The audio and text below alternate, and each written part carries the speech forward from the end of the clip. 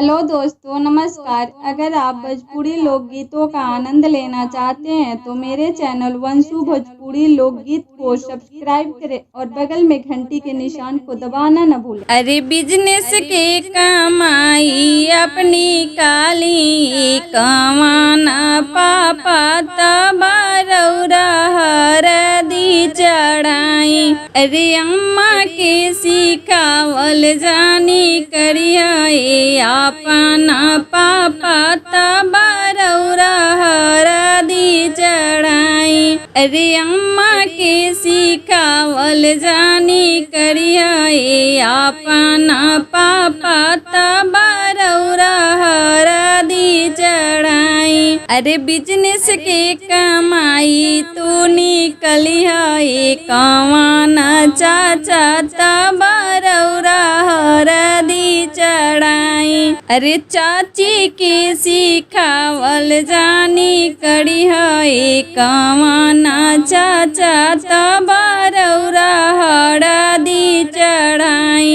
अरे चाची के सिखावल जानी करिया कमाना चाचा तबारौरा हरदी चढ़ाई।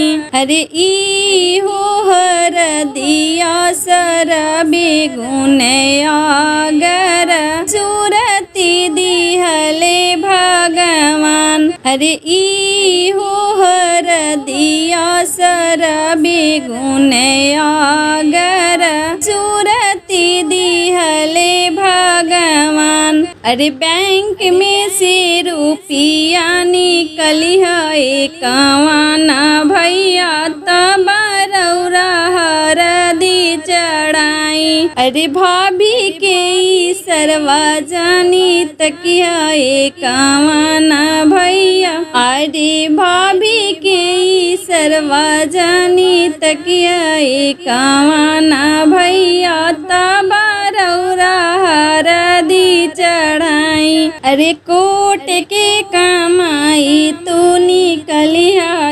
कमाना जीजा तबारौरा हरदी चढ़ाई।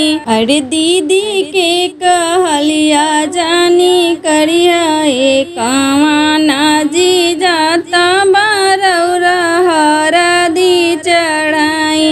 अरे दीदी के कहलिया जानी करिया कमाना जीजा